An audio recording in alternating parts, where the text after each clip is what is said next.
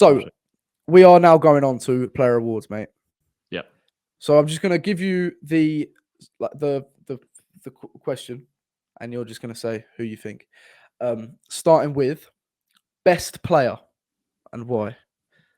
Who is that for you? Yeah, this was a really tough one. I think there's two main obvious candidates in Romero and Van de Ven. It's really, really hard to split them up because they make they make up such a brilliant partnership and complement each other so well. I think Van de Ven is kind of the obvious choice for almost more than neutral because they see the amazing pace, the amazing strength, the amazing physicality, the amazing tackles. But I don't think maybe the neutrals that we're looking at Spurs have quite the same appreciation for someone like Christian Romero. And the fact that he flies that far under the radar in terms of the overall picture of the Premier League and how people view Spurs, I think he's got to be my player of the year. It's really hard to split them up. But I think Romero has been exceptional, absolutely exceptional for us this season. I can't really think of a bad game that he's had. Yeah. I think he's dispelled all of the kind of myths really around him about being rash, being reckless. I know he got that red card against Chelsea, but again, when you look at that throughout the course of the season, the amount of incidents that haven't been punished in the similar fashion, I think his reputation maybe got the better of him in that moment. I think he's been absolutely amazing for Spurs. The connection what he's got with the club and the fans now, again, like he wouldn't be here if Ange wasn't here, I don't think. So that is such a testament to the manager and the trust that he's shown in him to make him that vice captain. He's amazing on the ball. He reads the game so well, so clever. Barely puts a foot wrong in any game. And again, it might sound crazy because we conceded so many goals, but it's got to be one of those two. But I think it's got to be Romero for me. Just. Yeah, I've gone for Romero as well. He doesn't look like he breaks a sweat. Another thing is that he looks like he's bulked out as well. He looks like an absolute monster. Yeah, 5 goals as well, which is a joke. But there's an aura to him that I haven't seen so far. There's an aura when he was placed as vice captain. I feel like he felt the importance of himself in the team, and. Maybe that's Van de Ven coming in and him playing next to an actual competent defender, but there's an aura surrounding Romero, and he's playing in a system that allows him to express himself and not look. I mean, he is vulnerable, but he sort of flourishes in that. And even when I'm thinking back to, he was suspended 3 games, and we were getting peppered. And you could see the hole we were missing in his position. He comes back against West Ham. I know we lost the game, but he scores a header within 10 minutes. Yeah. And you just see the importance of him in this team, and you see the impact he's going to have on this process overall. He's been phenomenal. Like you're saying, Van de Ven, definitely a shout. But yeah, because he's been incredible. And actually in the ratings, you said Van de Ven 10, Romero 9, didn't you? But it's just because the way he's adapted to the Premier League, no one expected this at all. He's been remarkable. But yeah, Romero just for the leadership as well. Yeah. On to best young player then. Who is your best young player of the season? Well, this might be a bit of a cop-out. It might be a bit of a cop-out because I think really it probably should be Destiny Udogie if you're kind of thinking about how young they are and the impact that they've made. Yeah. Same with Pat Matsasar, really. But just because he does fit into the category of what the young player of the year would be in the Premier League, it's got to be Van de Ven, because if he's not going to win player of the year, he's got to win young player of the year, because he deserves to win player of the year. It's just that Romero also deserves it. Like, you can't split them. So I think it's got to be Van de Ven. Like, really, it probably should be Udogie or Sarr. And if it was those two, I'd go for Udogie. But I just think because of how deserving Van de Ven is to actually be player of the year, and I feel harsh in the fact that I've not given it to him. Obviously, Van de Ven won our supporters club player of the year. And I think a lot of fans would give it to him, and I completely get that. Like, it's very hard to split between him and Romero. So I think that's why I give him young player. I know he only really just sneaks in. What is he, 23, Van de Ven? So I can't believe he didn't get nominated for the... Bearing in mind the parameters are as such where you have to be 23 at the start of the season. Like, I can't believe he didn't get nominated for that. Yeah. Mad. But no, I'd give it to Van de Ven. I don't know how you feel about that. Is that cheating? Nah, that's allowed. It's allowed. The rules state it's allowed. But I'd go for Udogie just because he was, 20 when the season started? Yeah, it's crazy. And the way he's adapted, he's a freak. Like, he's a genetic freak. The strength he has, the way he's come into the Premier League, the most physical, and the role he's playing is probably one of the most demanding, because he's so up and down, up and down, up and down. Yeah, and it is. I mean, he had a couple of injuries. I'm surprised he hasn't had more. He's just been phenomenal, and you can talk all day about Udogie. And like you're saying, Sarr, Pat Sarr, shout out to him, but I guess we can talk about him for another award as well. I'm thinking. Yeah, potentially. Most improved player. Yeah. This I don't know if it could be Sarr. I don't know. Well, this one is kind of split. I did my own awards on TikTok, and this is kind of one that's like split opinion a little bit. I went for Richarlison, and I still stand by that. There was a lot of people saying for Porro, Pat Sarr as well. I don't think you could Sarr for me, not really, because He I just think didn't play. Exactly, like we saw with Sarr, it was frustrating because we saw it was like a little star that just burst, and then we just never saw it again. Really, after AC Milan played in a few games, got chucked under the bus a little bit in Newcastle almost. Let's be honest, got subbed off quite early in the game in that, didn't he? But it's Porro or Richarlison, but I think it's Richarlison. I think with Porro, although he had a tough start, I think there was always the feeling that, like, under the right manager in the right system, like, he would come good. There was enough ability that you could actually see there for him. You knew that he was going to be a good player. He had a disastrous debut, and I think that's always in the back of people's minds when they think about most improved from the debut to where he is now. But there were still games in between at the end of last season where he was still playing quite well, and I think he was getting there. I remember the United game at home where he scored that good goal, etc. So I think Porro unlucky to miss out, but I think Richarlison, from the shit season that he had last year, so much stuff went against him. Wasn't performing, wasn't the right manager, wasn't the right environment, and for him to do what he's done and turn his Spurs career around, I think it's got to be Richarlison. Yeah, it could be Richarlison for me. I'm going to just go Porro to counteract what you're saying, just for a bit of like something different, because Porro, I think there was so many concerns about his defensive ability, and he's been incredible in his one-on-one duels. His defensive, again, like a doggy, he plays in such a tough position where he's up and down, up and down, up and down, and there's been a few times he's looked vulnerable, but no one would have thought, if he'd played the amount of games he's played this season for Spurs in a back four in this system, that he'd be this competent at the back. And his attacking outlet was incredible, like it was anyways last season as well. But I think Porro, just to counteract what you're saying, but everything you said about Richarlison is spot on. He's been in the games he has played. I think I'll give it to Porro just because it's like the games he's played almost every game. Yeah, it's true. He's only missed a few, hasn't he? He's been really important. And also, like, what we were talking about earlier, when you go through the goal contributions of that front four at times, obviously Maddison, Johnson, Son, Kulusevski, Richarlison as well. Pedro Porro's got 7 assists, 3 goals in the league. So, like, Romero's got 5 goals, Van de Ven's got 3. So we have really shared it around the team. Yeah. And Porro's been a big, big part of that as well. I think I saw a stat yesterday. I can't remember it, and I don't want to butcher it. But in terms of the amount of goal contributions from defenders in the league, I think maybe only one player's got more, or no, he's tied with another player. Yeah. I think with 10. So maybe Trippier is tied with. But, I think it's Trippier he's tied with. Yeah. You could argue though as well. Like, Richarlison comes down to form, where I think Porro this is him. This isn't. Yeah, he's had a bit more of a reinvention, hasn't he? Where Richarlison it's just clicked. So that's a good point. Yeah. So I'd go for Porro, but Richarlison definitely a shout. Most disappointing season. We don't have to spend too long on this. I don't want to be too negative, but yeah, this is a really tough one because I think a lot of people would probably be commenting now or saying maybe someone like Maddison or Basuma, but I don't think I think that's harsh. I think that they've both dipped in form at times. Again, you could argue even Richarlison is a candidate for this, but more in the point of, like, we saw how good it was, and it's just so disappointing that he couldn't maintain that consistency in terms of his fitness. But it'd be really harsh to give him that as well as give him most improved. I don't think he should get it. I don't really think Maddison or Basuma should get it as well. But then it's like, then you're looking at someone like maybe Solomon, who we didn't really see. It's like, did I expect enough to be disappointed? Not really. And am I that bothered that he's not in the team? Not really. So this is a really tough one. I'll be interested to see who you go with. I'd probably say Kulusevski. Yeah. Again, I don't want to be too harsh because he's definitely had bright spells, but it's just the consistency. He's lacked that this season. But then again, you can say that about Basuma. But again, I kind of want to move on from this because I don't want to be. We've had a positive season.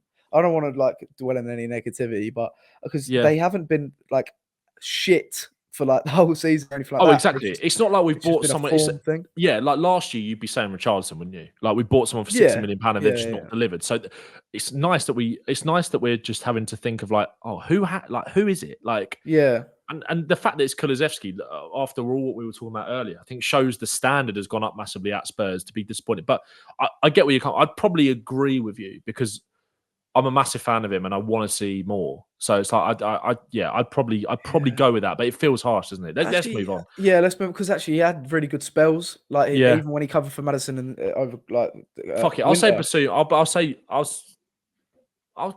I'll say Madison to do something different, because again, I think we saw it, but none of them really. No one. No. I think that some of them, it's just if they weren't in the spotlight, they seemed a bit disappointed, but they were definitely doing their job elsewhere. It's just they weren't like taking the headlines. Spot on. It just Yeah, went a bit exactly. under the radar. Okay, so most underrated player. Oh, most underrated player. I'd say that's tough. Sarr. Do you mean underrated in terms of like Neutrals or fans? Yeah. Is that what do you mean? Like, I think in both. I guess. I think if you're talking about neutrals, I think Romero, because I don't think I he think gets Sarr as well. I'd chuck Sarr in that more. Like, if you're talking underrated by neutrals, Romero, and then I would chuck Sarr in that category as well, because I think most Spurs fans appreciate what both of them do. Yeah, so it's hard, really. Yeah.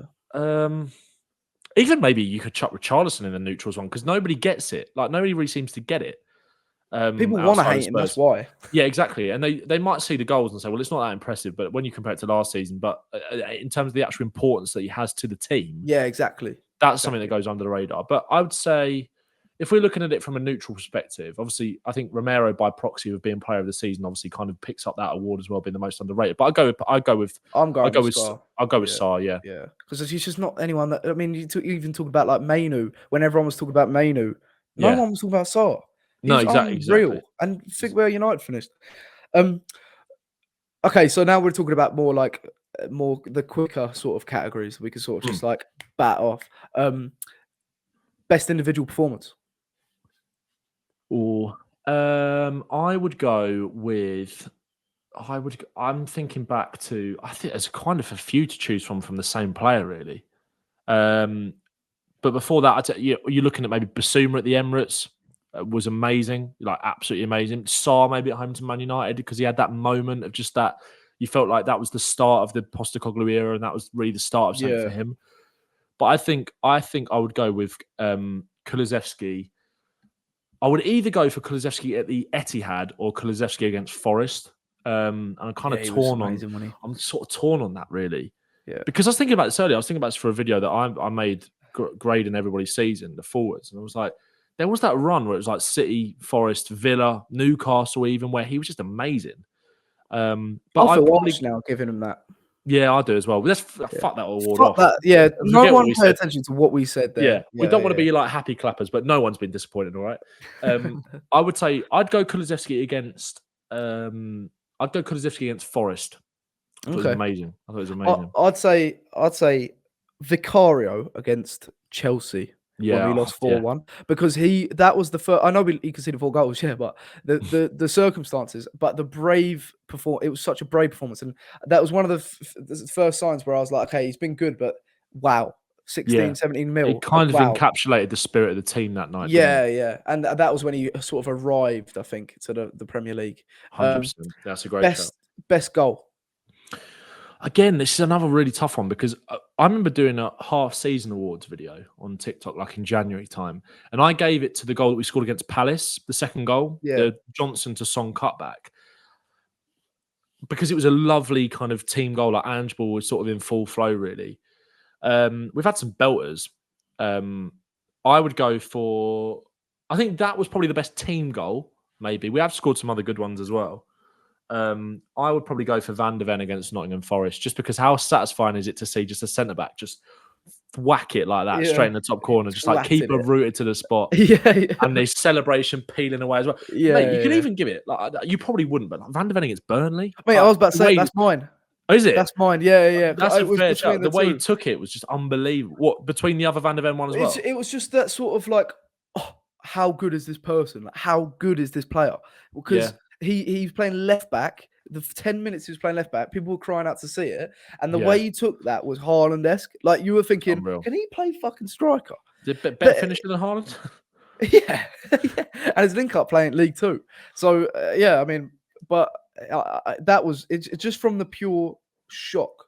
Obviously, Porro against Burnley last night in the Prem, but That was an unbelievable goal. But yeah, I mean, just the pure limbs after, the pure shock of people just being like, Van de Ven just did that. But his goal where he twatted it was so satisfying. Probably most satisfying goal. That some of the goals against Burnley away as well, like that Porro pass through to Son was ridiculous. Well, Romero's goal that day. Oh yeah, cool. Well, that leads me on to best assist. That I think Porro's pass, the one against Newcastle. Newcastle, I'd go for that because the way he peeled away as well from like to Ange. That was class. Ange had his tongue out. Yeah, I think it'd be one of those two. Porro against Burnley, the one for Son's hat trick, I think. Yeah, where he just that ball just round the corners, beautiful, like De Bruyne kind of esque, really, like those sort of De Bruyne passes onto Haaland where he just had to run onto it, or and the build up play around it. Yeah, it was lovely, wasn't it? Little Madison 1-2 in the middle of the pitch. I think I'd probably go for Porro against Newcastle. I think the one over the top. That's a ridiculous ball. Yeah. Favorite moment. This is the whole season. I'm going to give mine. Yeah, go on. When we were beating Villa 4-0 at Villa Park and Bentancur took out Cash. Yeah. He left one in on Cash, and that was like, I celebrated that more than the 4 goals. So that'll be my one. The revenge. Class. Yeah. Favorite moment. Matip slicing the ball in his own net in 96 minutes. That was quality. Yeah. Of all the fucking shit we had to go through, all the Liverpool fixtures, Matip doing that last minute. Yeah. I think there's a few really. Like again, trying to think of like games, like being at the games and stuff. Like I think weirdly, I mean the Chelsea 4-1 game where everybody was singing their hearts out, kind of at 4-1 down. Like that felt like a moment because it felt like everyone sort of just got what Andrew was sort of trying to do. Son, I was at the Emirates for the game at the start of the season. Son's equaliser in that game, the second goal. Yeah. What else was there? You know what? I'd probably say Kulusevski's equaliser at the Etihad. I think maybe best moment. What about Sheffield when he won the game? No, fuck it. That was because it wasn't just. It's that Sheffield United at home because not just because of the fact that it was just absolute limbs like the latest ever turnaround I think in Premier League history. Or it certainly was at the time. I don't know if Man United maybe beat it or something after that.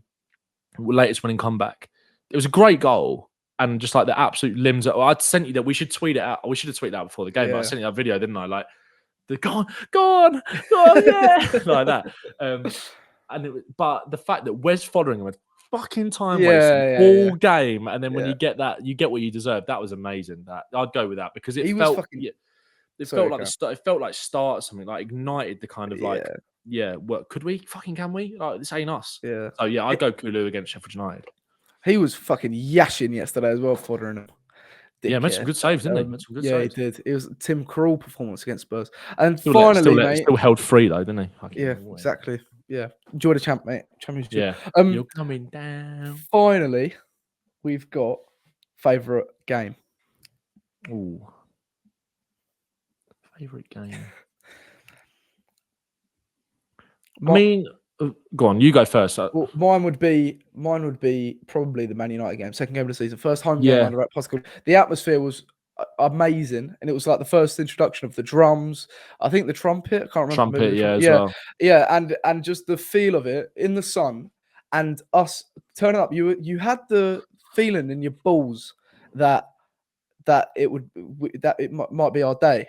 And Star was unbelievable, and that goal hit like crack, and it was unbelievable. I felt to say that because it was the first sort of like game of welcome Ange Postecoglou. Yeah, that's a great shout. That was before I got my half season ticket, so I was right in the corner in the south stand on the corner flag where Sar like for that game, and Sar running over to us. I've got like this great picture of it. Yeah, that felt like a proper. That's a good shout.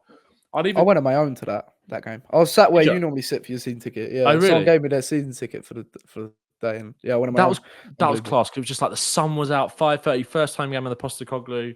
Felt how many times have I said it feels like the start of something, but it was just like I don't know. Sar just I'd go with that or maybe Aston Villa, but I think I'd agree with you. I think I'd go Man United at home. Maybe not. It wasn't the best game, but it was a great performance, and it just felt like being there. 5:30 Saturday kickoff, great atmosphere. Sar kind of announcing himself again, and I'd go with that. I'd go with that. Not necessarily best game, but favourite game. I think. Yeah.